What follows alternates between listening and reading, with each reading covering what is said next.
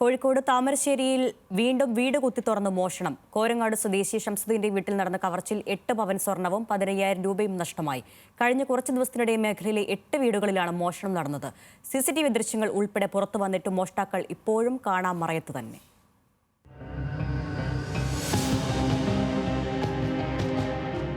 മുണ്ടും ഷർട്ടും ധരിച്ച് തോർത്തുപയോഗിച്ച് മുഖം മറച്ച് പുലർച്ചെ പ്രദേശത്ത് നിരീക്ഷണം നടത്തുന്ന കള്ളന്റെ ദൃശ്യങ്ങളാണിത്.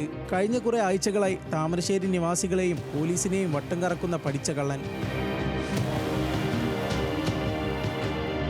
പരുവിങ്ങൽ ഷംസുദ്ദീൻ വീട്ടിലുൾപ്പെടെ 8 വീടുകളിലും നിരവധി കടകളിലുമാണ് മോഷണം നടന്നത്. ആളില്ലാത്ത വീടുകൾ കേന്ദ്രീകരിച്ചാണ് മോഷണം. ഇപ്പം ഈ പ്രദേശത്തുള്ള ജനങ്ങൾക്കൊരു ഭീതിയുണ്ട്. എന്താണ് ഇവിടെ ഇങ്ങനെ അത്രയും സൈലൻ്റ് ആയിട്ടുള്ള ഒരു ഏരിയ ആയിരുന്നു.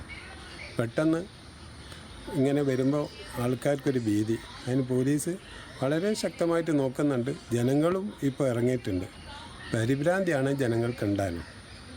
അതിന് ഒരു അറുതി വരുത്തണം.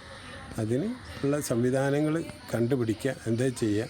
ഡോഗ് സ്ക്വാഡും ഫോറൻസിക് വിദഗ്ധരും സ്ഥലത്തെത്തി പരിശോധന നടത്തിയെങ്കിലും മോഷ്ടാവിലേക്ക് നയിക്കുന്ന തുമ്പൊന്നും തന്നെ ലഭിച്ചിട്ടില്ല. മോഷണം പതിവായതോടെ കൂട്ടായ്മകൾ രൂപീകരിച്ച് രാത്രികാലങ്ങളിൽ പരിശോധനയ്ക്കിറങ്ങാനുള്ള തയ്യാറെടുപ്പിലാണ് പ്രദേശവാസികൾ. ജനങ്ങൾ പരസ്യ പ്രതിഷേധങ്ങൾക്ക് ഇറങ്ങുന്നതിന് മുന്നേ തന്നെ കള്ളനെ പിടികൂടാൻ നിരീക്ഷണം ശക്തമാക്കിയിരിക്കുകയാണ് പോലീസ്. ന്യൂസ് മലയാളം, കോഴിക്കോട്.